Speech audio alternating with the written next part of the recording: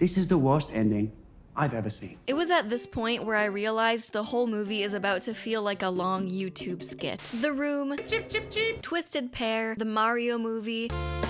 Oh my god. They all have something in common. They're the funniest bad movies on the market. And anyone who's seen my videos knows that I love bad movies. The worser the movie, the better the enjoyment. I also eat up dumb comedies like Superbad, Austin Powers, and Get Duked. Did anyone watch that movie?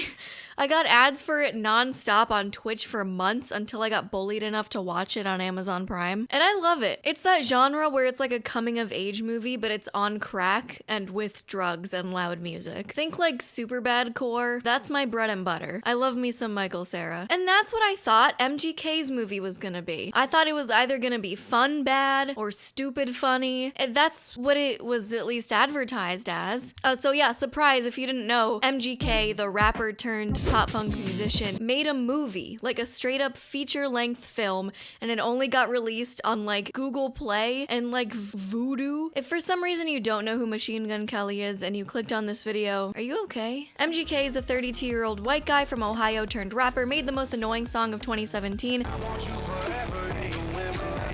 Got bullied so hard by Eminem that he started reviving pop punk in the mainstream, and now dates Megan Fox and hangs out with rappers and old pop punk veterans like Travis Barker and Avril Lavigne, who, by the way, is now engaged to MGK's friend Mod's son, who I met at Warped Tour 2014. Rest in pop punk Warped Tour. I was 16 and forgot to bring money / didn't have any to bring to Warped Tour, so I brought one water bottle and I ate free samples of Slim Jims all day from morning to evening. I was so nauseous by the end of the day I almost threw up in the car on the way home. But I got to meet Bowling for Soup, so not all was lost. So MGK's movie is called Good Morning, with a U. It was marketed as a stoner comedy. Just a bunch of guys being dudes and doing stupid shit. The exact type of movie I would love. Even if it was going to be fun bad, I was there to pay $6.99 to rent the train wreck. And a train wreck it was. So we start off at MGK's character's house. Just keep in the back of your mind that this movie takes place in one day, one whole day. I was really sad. That's basically the movie. We spend the next forever minutes introducing every single side character with a sad narration by Kels, as his fans call him. When I was growing up, my family didn't really have any money. This is Dylan. I met him when he was working at In-N-Out, and he used to hook me up with free burgers. This is Leo. He's been my best friend since 3rd grade when he gave me his gym shorts after I drank too much Mountain Dew and peed my pants. Meet Kennedy. So this is Apple. This is Angel. Meet Maxine Goldberg. This is Fat Joe. I was okay after the first few intros with the main cast, but did we need one for London, the character's stalker, who's in the movie for 2 scenes total? That's Sabrina. She's my stalker. She almost has no purpose in the entire movie. If she was not in the movie, the plot would not have changed. But she gets an intro. She literally sits out here every day. And the character intros are so funny because they're read like you just got picked on in class to read the next paragraph in the book you're reading. Yeah, and tell him to stop dipping his balls into the root beer too. I'm sick of cleaning that up. That? Oh, that's Butter Pie. She's a bit of a hothead. Not to mention, she is dumb as a couple of rocks. She thought Sam and Ella were a pair of twins that visited people when they got food poisoning. Also, mind you, these people are already in his house. How are all these people already in his house? He just woke up and walked downstairs. Do they all have a key to his place? Do they all live with him? There's no indication that his friends just like crashed here the night before because they went out. No, they're just existing in his house as side characters. So remember how I gave a brief intro on who MGK hangs out with these days? Well, that's because all of his friends are in this movie. And that's not an insult. It must have been really fun to shoot a comedy movie with all your friends. But unfortunately, not all of them are actors. Where the fuck do you get goat milk from? I milked a goat. No, you didn't. So the premise of the movie is that MGK's character, London, is a Hollywood actor who just acted in the worst season finale of all time of this really popular show, and everyone kind of picks on him for it, and his manager, played by comedian Whitney Cummings, is trying to advance his career by getting him a meeting with the director of the next Batman movie for London, to play Batman. Can you imagine that? MGK as Batman? At least tell me your name.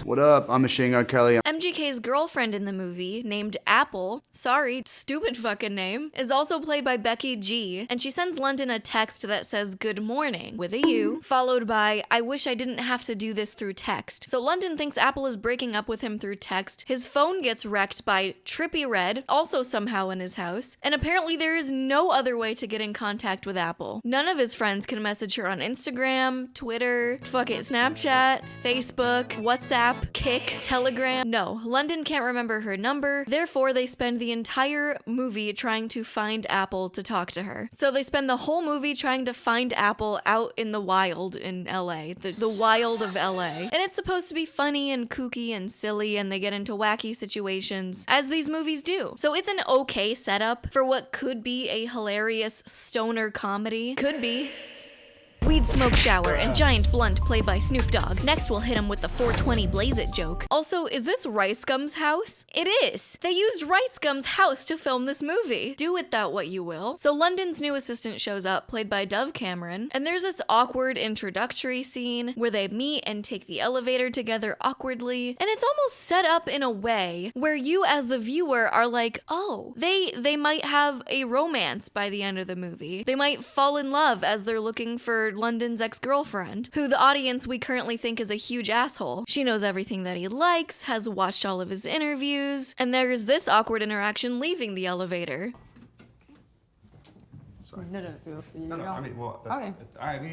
But don't worry, it never comes back. So wood-stained IKEA shirt guy here brings London to his Zen den because London is having a bad day so far, and stained IKEA table shirt guy is going to help him align his chakras again. So he lives with London? Do they all live together? Still unconfirmed and unexplained even through all the character intros. Drank too much Mountain Dew and peed my pants. It was at this point where I realized the whole movie is about to feel like a long YouTube skit. Do with that what you will. Megan Fox is here. Does she also live here? Oh, she does, and she's moving out. Okay. So London gets yet another one of his friends who are already in his house to help him with self-takes, which is a little acting reel that you do in front of the camera by yourself. Basically any TikTok with #actor on it.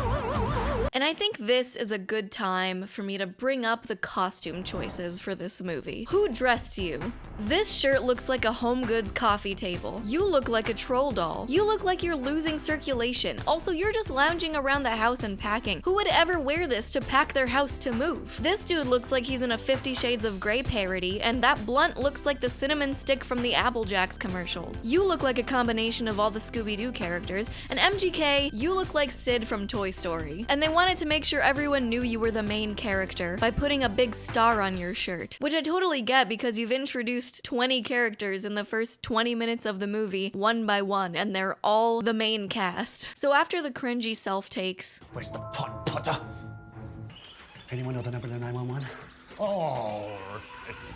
they go to meet London's agent Whitney Cummings, who of course they do a character intro for. Meet Maxine Goldberg. And she hands him the Batman script, and all he's gotta do is just meet with the director and he's got the role. But oh no, he wants to go find Apple, remember? Apple, the girlfriend who's breaking up with him. So now he has to choose between this career, life-changing meeting and finding your girlfriend because she likely made a typo in a text message that she sent you. Because you can't do both. You simply cannot do both. You can't find your girlfriend tomorrow, before the meeting, after the meeting. No, you simply cannot choose. So the few actors that actually carry the movie, because they're not being bad at acting, are the comedians, Whitney Cummings and... Did she say where she was going? You know what? She did. She actually... No, are you fucking crazy? Yup, Pete Davidson's in this movie. Bet you didn't expect that. He plays the valet guy outside of a hotel that they will keep coming back to, and actually made me laugh. There are a lot more surprising celebrity cameos in this movie, namely Danny Trejo, Dennis Rodman, and Avril Lavigne. So as they drive away from this meeting with Whitney Cummings, Machine Gun Kelly plays in the background. It's like they got one soundtrack for the whole movie, and it's MGK's discography. Every time they're in a car in this movie, Machine Gun Kelly is playing. So that brings me to the question, is there an MGK in this universe that isn't MGK's character? Something to think about. So they pull up to Apple's house to see if she's there. She's not. So naturally, they break in. You know, my dad had this saying, if you're breaking up, you gotta break in. Don't touch anything, though.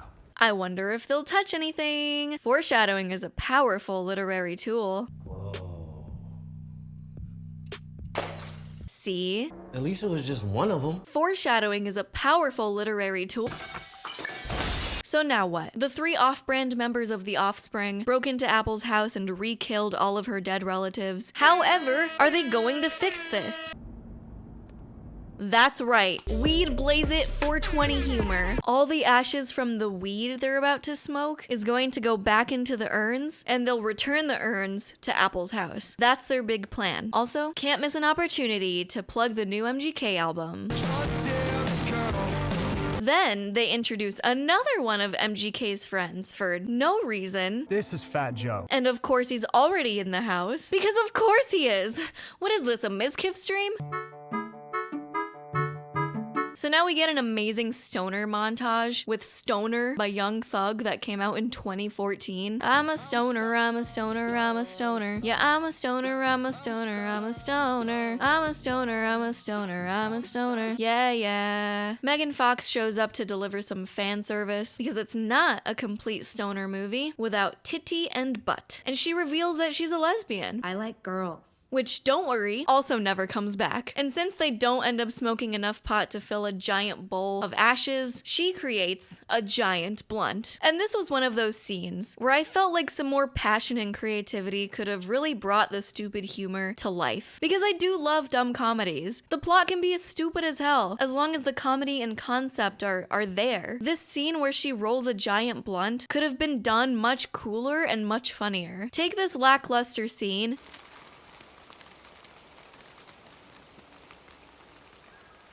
Does anybody have a lighter?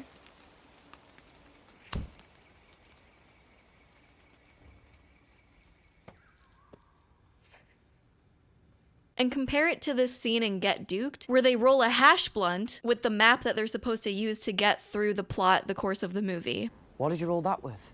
I used the corner of the map. Are you insane? Relax, Ian. It's just the corner. We never go in there.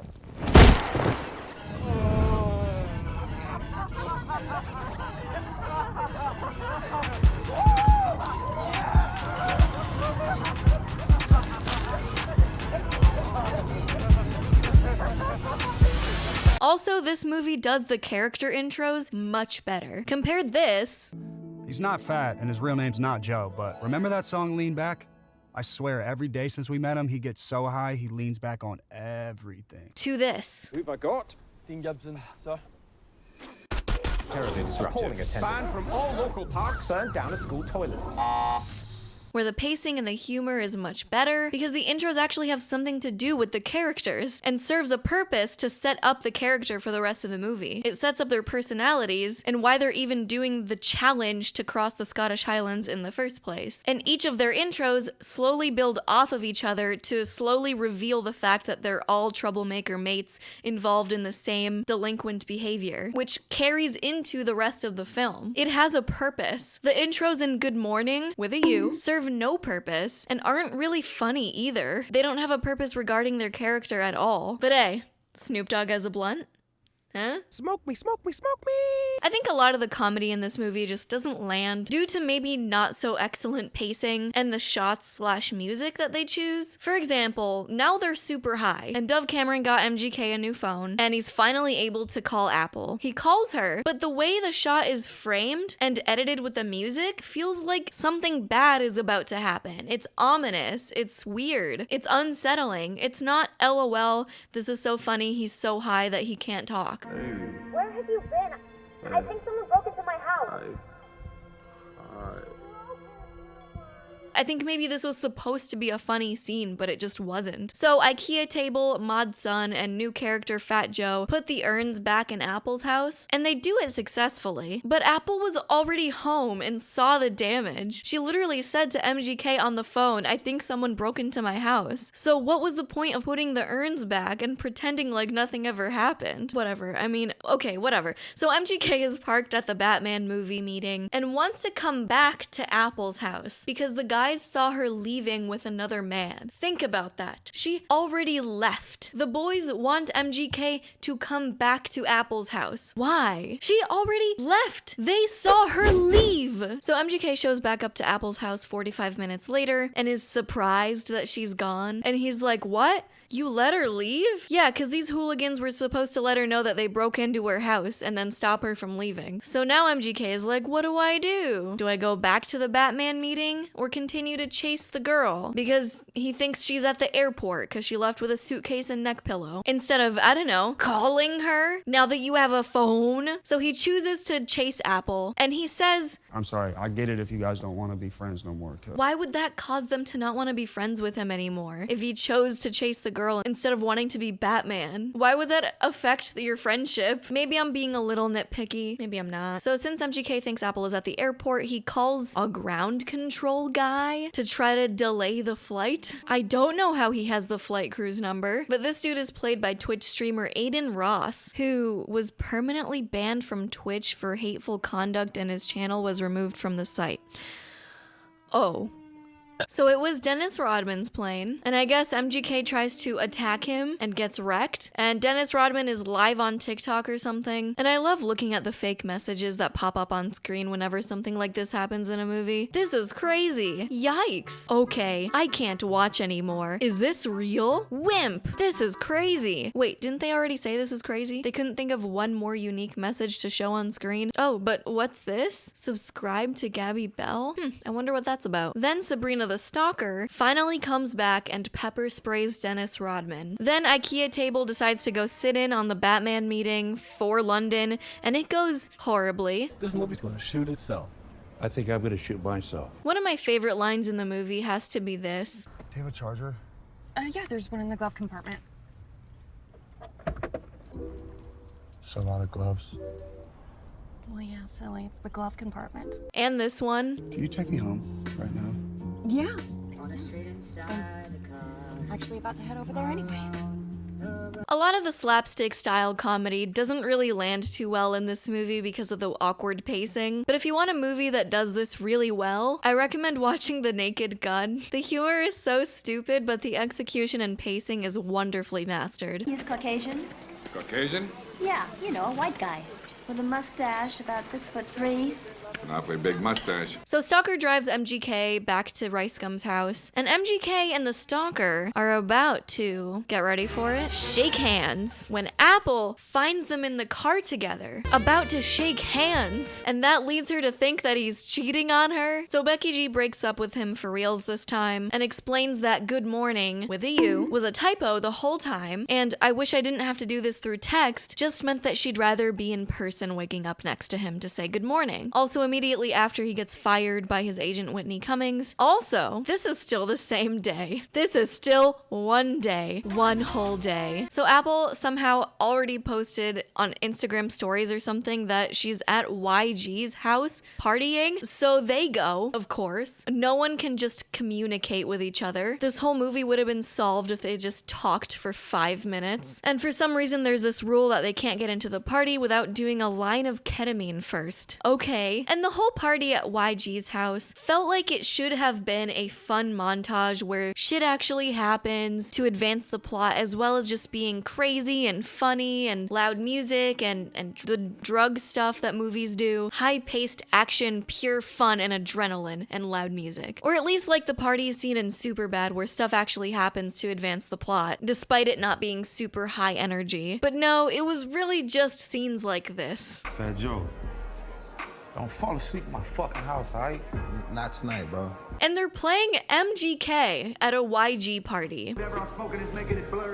Where is MGK in this universe? Is this Hannah Montana? Is he living the double life of MGK, the pop punk rapper, and London, the actor? And then it cuts back to the boys not even in the party. They just hallucinated all of that. Why? It didn't have to be a hallucination. They didn't even find Apple in the hallucination. This scene would have made a lot more sense if they were made to believe that they had found Apple at YG's party and everything became perfect and solved, and then they woke up. But this whole party scene served no purpose other than to show YG's face. So Fat Joe is DED, so their solution is to bring him to Barry. aka Pete Davidson. Why was that an obvious realization? No idea. There's no established fact that Barry is good at handling drug-related incidents or has a background in medical. He's just the valet guy. They could have established that Barry used to be a nurse and that he did some funny misconduct and got fired and is now working as valet. No, it doesn't make any sense. How do you know Barry? Dude saved Fat Joe's life like twice last year. He can snap anybody out of a bad trip. So they bring Fat Joe up to Megan Fox's hotel room. Why is she here if she just bought a house? You'll see. I love Pete Davidson's little moments in this movie, in his acting where he just like hits his head on the door. Hi, I'm Barry. It is very nice to meet you. Fuck. Barry. I'm sorry. No. Come on, Fat Joseph. I just wanted to point that out. It's the little things. Okay, you ready? Oh, shit. So we find out Megan Fox's house is flooded because Fat Joe left the sink on when he went to piss and wash his hands. Just a convenient plot point there to go back to Barry. I don't know. Also, another thing in this movie are the horribly fake stunts. And there's not really any intense stunts in this movie. It's really just tripping and bumping into people. I mean, this is a YouTube skit level fall right here. And then there's this one where they're at like a Denny's and Dove Cameron walks in to give the fakest accidental bump ever. Can we get a replay? She really just bumped into her on purpose. Then we get this really unfunny monologue from the waitress. Fucking period. Who knew a fucking hamster gets her period? That's so weird, right? I don't even get my period anymore. And I'm only 35. That's what happens when you fuck with too many dirty dicks. You know what I'm saying? Jams that shit up like the fucking Holland Tunnel. Just gotta get in there and scrape the sides of the walls and get the water flowing through again, you know? Well, nobody wants to go up there and do that for me. Listen, I like my fair share of poopy butt fart dick jokes, okay? I really do. But you can't just do the equivalent of saying dick and expect everyone to laugh. I promise this is almost over. Also, once again, this is still the same day. Whitney Cummings calls MGK to tell him somehow the director gave him the Batman role anyway, and MGK calls Apple because he's happy about it, and she finally picks up and agrees to meet him to talk. And they're both texting and driving, which is just another example of the terrible driving decisions in this movie, akin to them smoking while driving earlier in the movie, and they crash into each other and the movie ends with both of them in the hospital. And that's the whole movie. Usually comedies don't end like this, but is Avril Lavigne misspelled in the credits? To my knowledge, and according to Google, Avril Lavigne's legal name is spelled Lavigne with an A, but in the credits it's spelled Avril Lavigne with an E. Okay, so as you could tell, there was no real conclusion to this movie, but lucky for us. There's a post-credit scene where it explains that the whole movie was just a movie. And it was a movie the whole time. So you're telling me London class goes through all of this in the course of one fucking day because of a text message with a typo? This is a worse British accent than when I do it. And I don't have the money for a vocal coach and acting lessons.